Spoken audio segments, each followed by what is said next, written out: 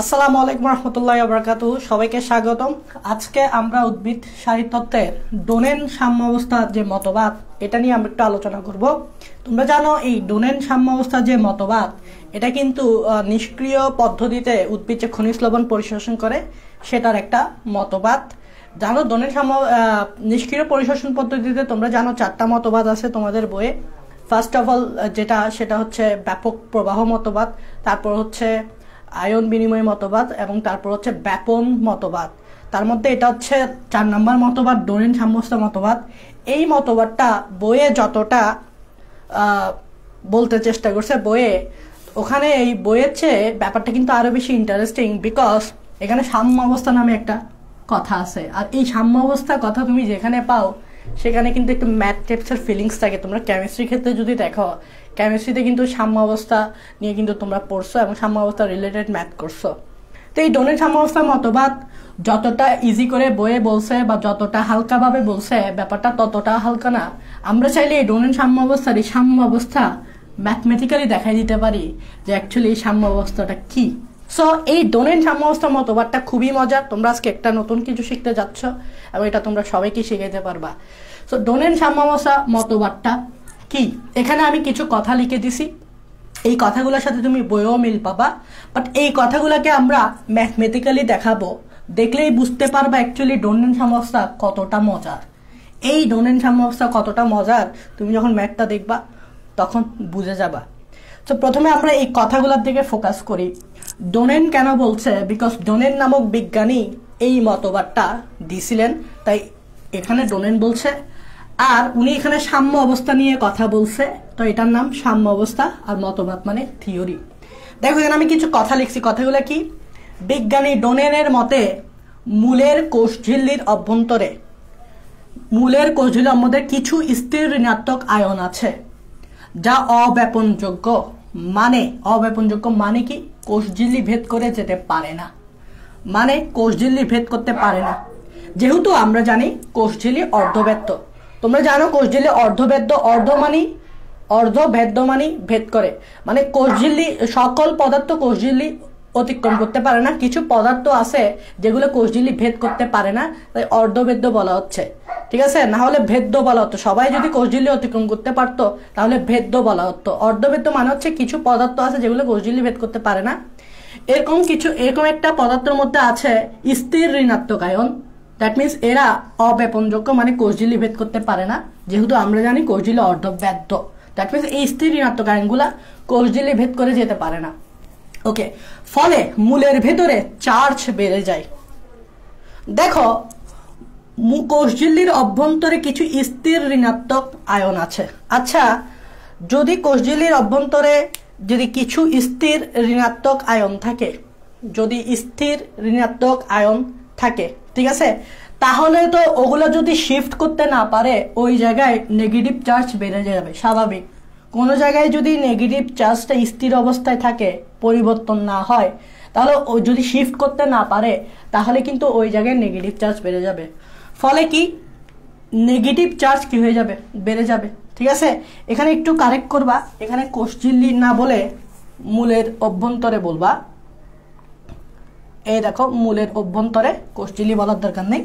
মূলের অভ্যন্তরে কিছু স্থির ঋণাত্মক আয়ন আছে যা অব্যাপনযোগ্য, মানে কোষঝিল্লি ভেদ করতে পারে না। যেহেতু আমরা জানি কোষঝিল্লি অর্ধব্যাপ্ত, ফলে মূলের ভেতরে নেগেটিভ চার্জ বেড়ে যায়। এখন তোমরা জানো যে জগতে সবকিছু ব্যালেন্স থাকতে চায়, ব্যালেন্স। দ্যাট মিনস মূলের ভিতরে যেহেতু নেগেটিভ চার্জ বেড়ে যাচ্ছে, তাই আমরা চেষ্টা করব ওই নেগেটিভ চার্জ যে বেড়ে যাচ্ছে সেটাকে ব্যালেন্স করার জন্য, মানে প্রশমিত করার জন্য। কি করার জন্য? প্রশমিত করার জন্য। এখন নেগেটিভ চার্জটাকে প্রশমিত করার জন্য আমরা কি করব? বাইরে থেকে পজিটিভ চার্জ আনবো। তাহলে দেখো, ফলে মূলের ভিতরে নেগেটিভ চার্জ বেড়ে যায়, তাই নেগেটিভ চার্জ প্রশমিত করার জন্য বাইরে থেকে ধনাত্মক চার্জ মূলের ভিতরে প্রবেশ করে।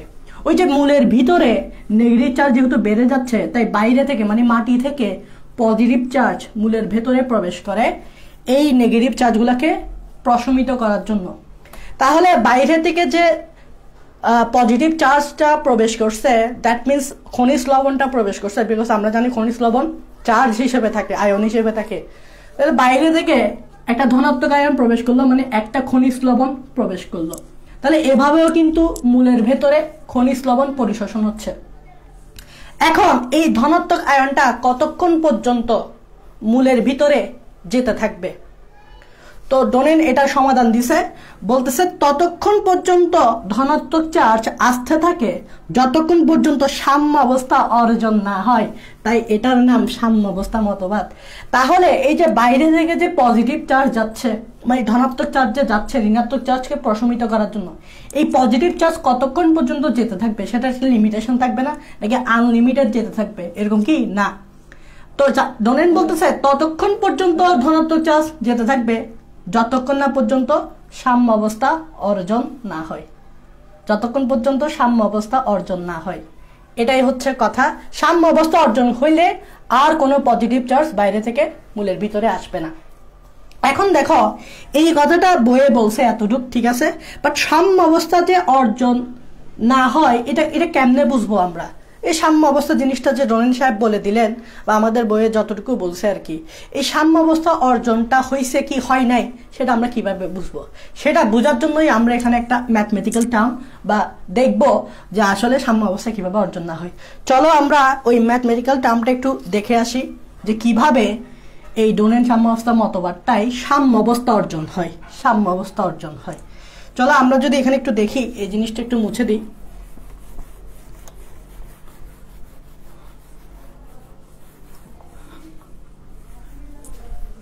দেখো এটা হচ্ছে ভাইয়া মূলের কোষঝিল্লি,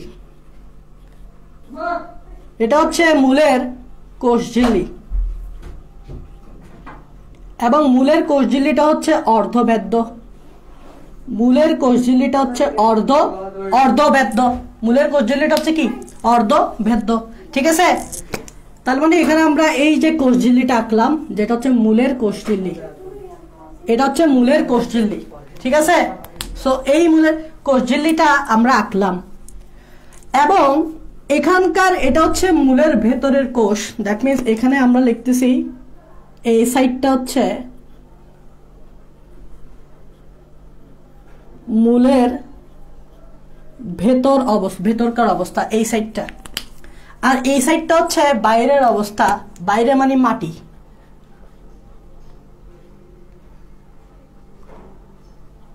এটা হচ্ছে মাটি। তাহলে এই অবস্থাটা হচ্ছে মাটি, এই অবস্থাটা হচ্ছে মূলের ভেতর, আর মাঝখানে হচ্ছে মূলের কোষঝিল্লি, যেটা আমরা একটু আগেই বলছি অর্ধবৃত্ত, যেটা আমরা একটু আগেই বলছি যেটা হচ্ছে কি অর্ধবৃত্ত, ঠিক আছে। তো ডোনেন সাহেব কি বলছে? কিছু ঋণাত্মক আয়ন আছে যেগুলা কি কোষঝিল্লি ভেদ করে যেতে পারে না, অব্যাপনযোগ্য, মূলের ভেতর না। তাহলে মূলের ভেতর কিছু ঋণাত্মক আয়ন আছে যেগুলা কোষঝিল্লি ভেদ করে যেতে পারে না, ঠিক আছে। মূলের ভেতর কিছু ঋণাত্মক আয়ন আছে যেগুলো কোষঝিল্লি ভেদ করে যেতে পারে না, এটা বলছে না। তাহলে আমরা ধরে নিলাম এখানে একটা আয়ন আছে যেটা হচ্ছে ঋণাত্মক আয়ন, আর ঋণাত্মক আয়নটার নাম হচ্ছে ফসফেট। এইখানে একটা ঋণাত্মক আয়ন আছে, ওই ঋণাত্মক আয়নটার নাম হচ্ছে কি ভেদ, এটা নেগেটিভ। কিন্তু এই নেগেটিভ আয়নটা এই কোষঝিল্লি ভেদ করে মাটির বাইরে চলে যেতে পারে না। তাহলে দেখো মূলের ভেতরে এটা আছে, এবং এটা কিন্তু এই কোষঝিল্লি অতিক্রম করে মাটিতে চলে যেতে পারে না। তাহলে আমরা বলতে পারি এটাই হচ্ছে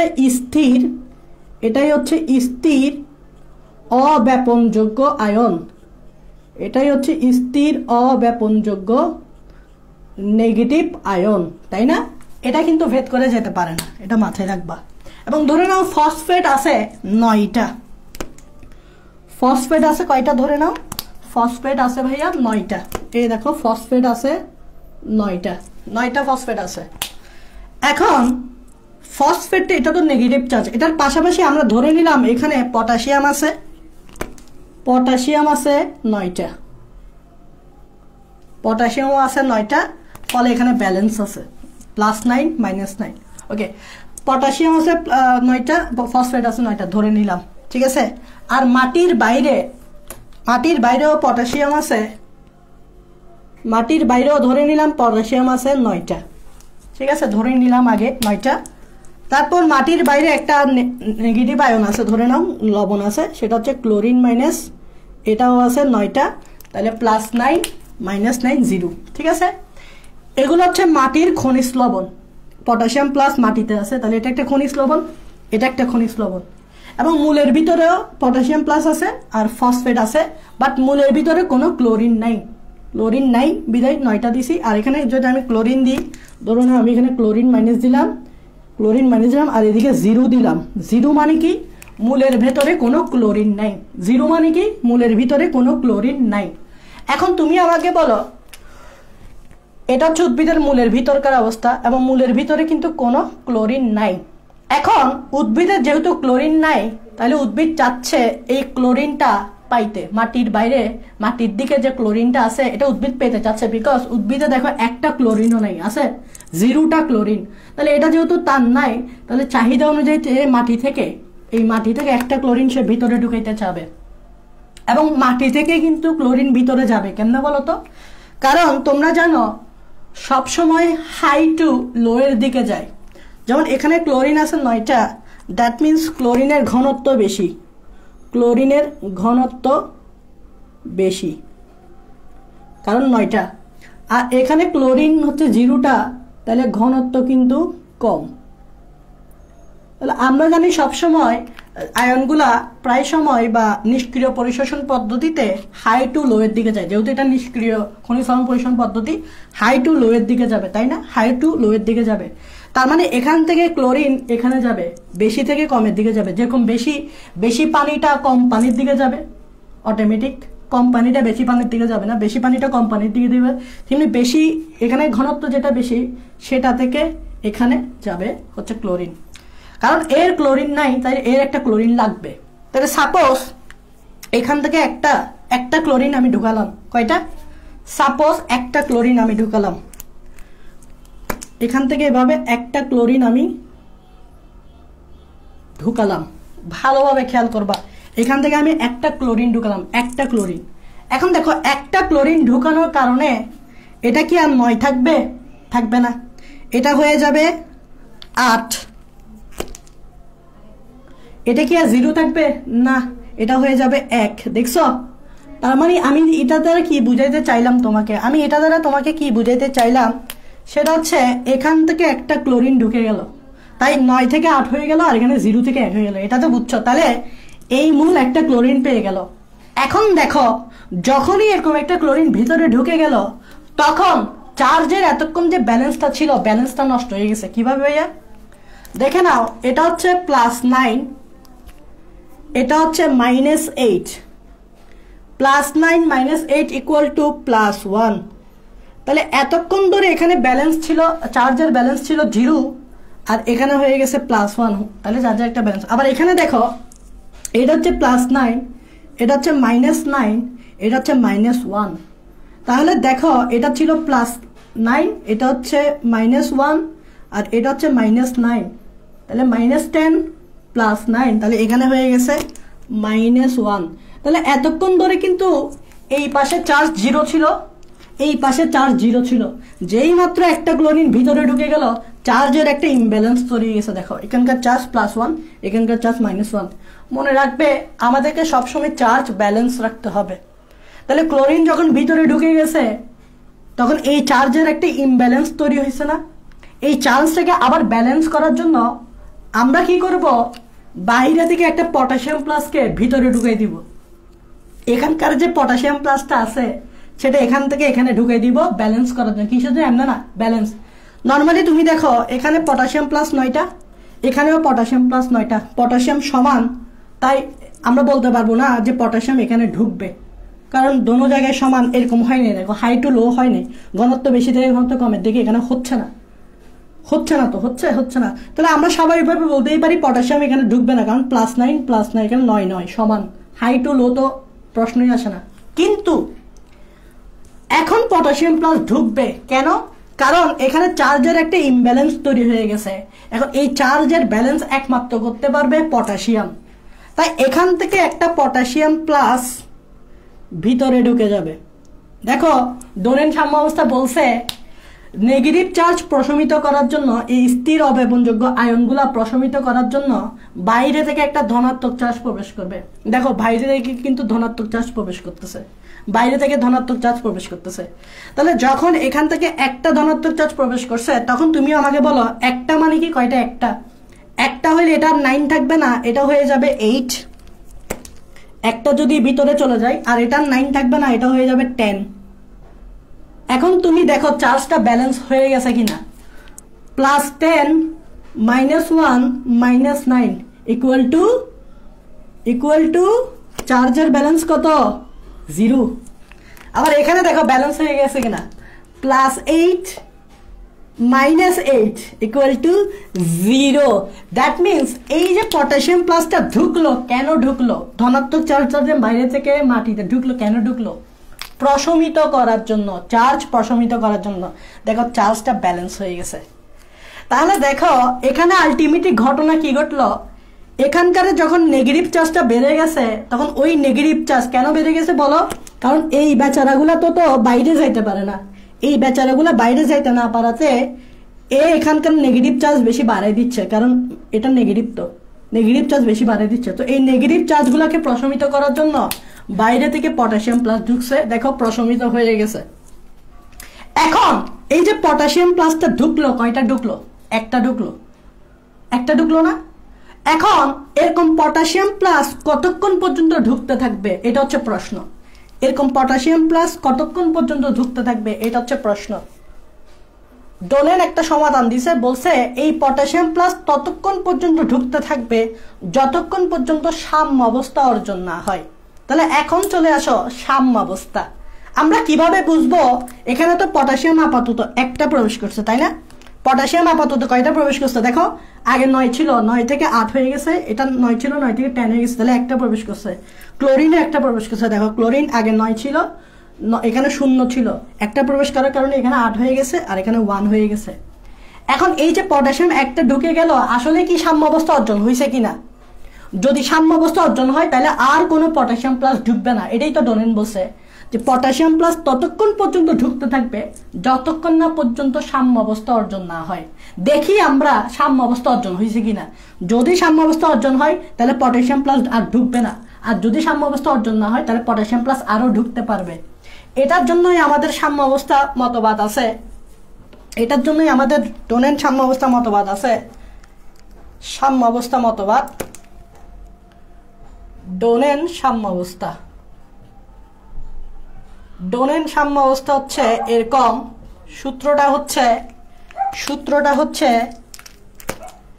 CO not 0 CO AO equal to CI AI। এখন তোমরা বলবা এই CO AO আর CI AI এগুলো কি? আমি বলছি O মানে আউটসাইড, I মানে ইনসাইড। তাহলে আমি লিখতেছি এটা হচ্ছে আউটসাইড। দেখো এটা হচ্ছে আউটসাইড। তাহলে এই যে O, দেখছো এই যে O আউটসাইড, আর I মানে হচ্ছে ইনসাইড। তাহলে আমি লিখতেছি এই দেখো ইনসাইড, এই যে I, দেখছো? এখন C মানে কি? C মানে হচ্ছে ক্যাটায়ন, C মানে হচ্ছে কি? ক্যাটায়ন। আর A মানে কি? অ্যানায়ন। তাহলে তোমরা আশা করি বুঝতে পারছো what is CO AO, what is CI AI। এখন দেখো এটা আমরা করে দেখব, যদি সমান হয় তাহলে সাম্য অবস্থা অর্জন হয়েছে। তাহলে দেখি এই ক্ষেত্রে করে দেখি সাম্য অবস্থা অর্জন হয়েছে কিনা। এই ক্ষেত্রে আমরা করে দেখি কি সাম্য অবস্থা অর্জন হয়েছে কিনা। তাহলে ভাইয়া এরকম একটা ছক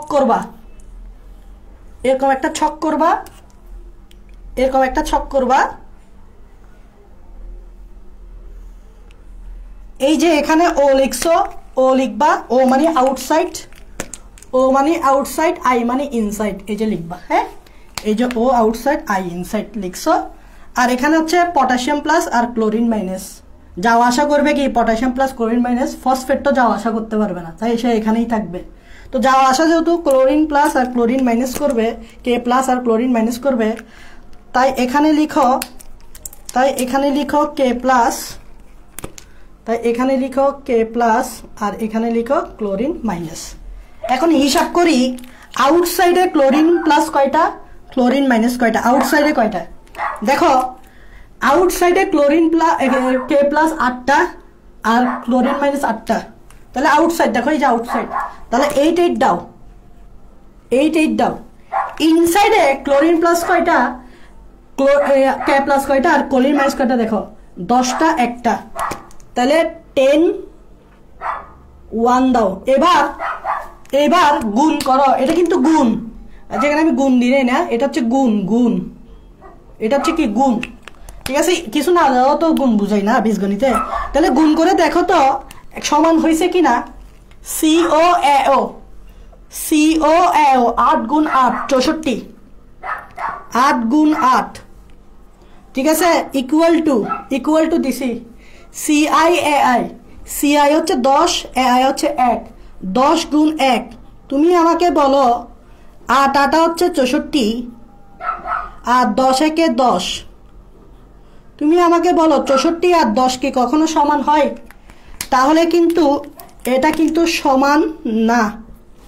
যেহেতু সমান হয় নাই, তাহলে আমরা বলবো সাম্য অবস্থা অর্জন হয় নাই, কারণ সাম্য অবস্থা অর্জন তখনই হবে যখন সমান হবে।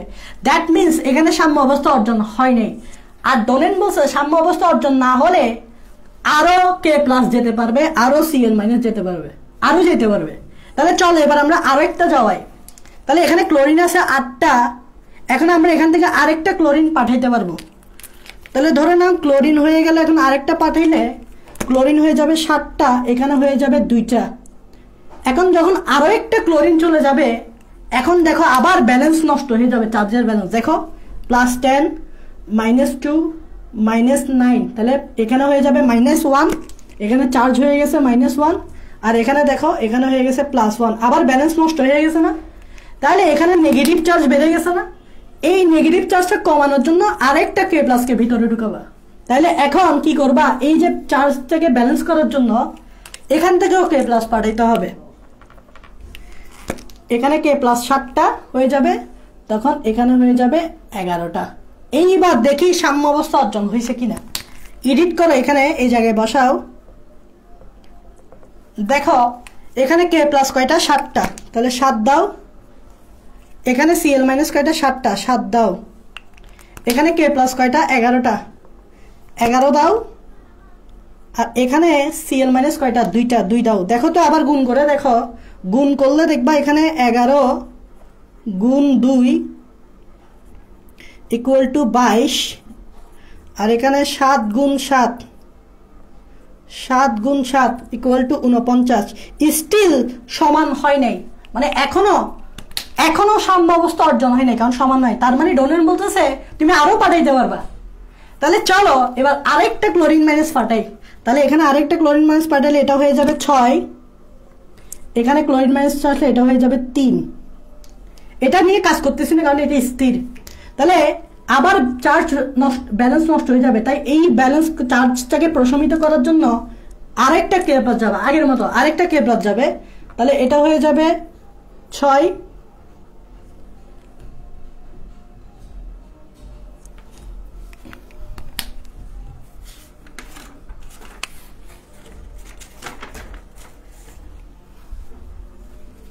আর এটা হয়ে যাবে 12, ঠিক আছে। এখন আবার এখানে বসাও 6 6 12 3, এখানে বসাও 12 3, 3 12 কত, 36। এখানে বসাও 6 6 6 6 কত, 36। এখন দেখো সমান হয়েছে, এখন দেখো কি হয়েছে, সমান হয়েছে। দ্যাট মিনস এখন সাম্য অবস্থা অর্জন হয়েছে, সাম্য অবস্থা অর্জন হয়েছে। দেখছো কি মজা, এখনই কি অর্জন হয়েছে, সাম্য অবস্থা অর্জন হয়েছে ভাইয়া। 36 36 মিলে গেছে। দ্যাট মিনস যেই মাত্র সাম্য অবস্থা অর্জন হইল, তখন আর কোনো Cl মাইনাস যাবে না, আর কোনো কে প্লাস যাবে না। তাহলে ডোনেন বলছে বাইরে থেকে ধনাত্মক চার্জ ততক্ষণ পর্যন্ত যেতে থাকে যতক্ষণ পর্যন্ত সাম্য অবস্থা অর্জন না হয়। দেখো সাম্য অবস্থা অর্জন হয়ে গেছে, এখন আর চাইলে আমি কাউকে পাঠাতে পারবো না, আর কে প্লাসকে পাঠাতে পারবো না। এটাই মানে হচ্ছে সাম্য অবস্থা, এটাই মানে হচ্ছে সাম্য অবস্থা। মজার না? এটাই মানে হচ্ছে সাম্য অবস্থা। খুব মজার না? দেখো সাম্য অবস্থা অর্জন হয়ে গেছে, আর কে প্লাস ভেতরে ঢুকবে না। ডোনেন বলছে ততক্ষণ পর্যন্ত ঢুকবে যতক্ষণ না পর্যন্ত সাম্য অবস্থা অর্জন না হয়। যখন সাম্য অবস্থা অর্জন হয়ে গেছে আর ঢুকবে না। এটাই হচ্ছে ভাইয়া ডোনেন সাম্য অবস্থা মতবাদের ম্যাথমেটিক্যাল একটা প্রমাণ। এখন এই ম্যাথমেটিক্যাল প্রমাণের পর আমাদের এটা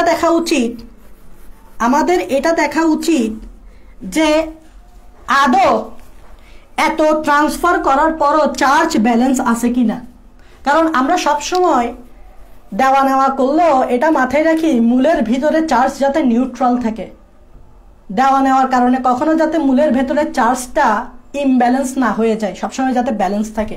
এটা দেখবো। আমরা এখানে অনেক দেওয়া নেওয়া করছি, কিন্তু আমাদেরকে দেখতে হবে মূলের ভিতরে চার্জটা ব্যালেন্স আছে কিনা। দেখি আমরা ব্যালেন্স আছে কিনা। মূলের ভিতরে দেখো এটা হচ্ছে +12, পটাশিয়াম কয়টা 12টা, তাহলে +12। এটা হচ্ছে কত 3টা ক্লোরিন, তাহলে -3। এখন দেখো ফসফেট স্থির অব্যাপনযোগ্য আয়ন আছে না, ফসফেট স্থির অব্যাপনযোগ্য আয়ন, নেগেটিভ আয়ন আছে না ফসফেট, কয়টা 9টা না, তাইলে -9। অনেকে এটা কাউন্ট করবে না, ইকুয়াল টু কত বলতো 0। দ্যাট মিনস এত যে দেওয়া নেওয়া করছি চার্জ ব্যালেন্স আছে 0। এখানে চার্জ ব্যালেন্স আছে নাকি দেখো, +6 -6 ইকুয়াল টু 0। এই যে ভাইয়ারা এত দেওয়া নেওয়া করছেন, ফাইনালি চার্জ তো ব্যালেন্স আছে, তাহলে ঠিক আছে, মূলের ভিতরে চার্জ ব্যালেন্স আছে, ঠিক আছে। এটাই হচ্ছে ভাইয়া ডোনেন সাম্য অবস্থা মতবাদ। আশা করি নতুন কিছু শিখতে পারছো এবং তোমরা অপরকেও শেখাতে পারবে। সো হ্যাপি লার্নিং অ্যান্ড তোমরা শিখতে থাকো এবং অন্যজনকে কি করতে থাকো, শেখাতে থাকো। সেই পর্যন্ত সবাই সুস্থ থাকো। আল্লাহ হাফেজ।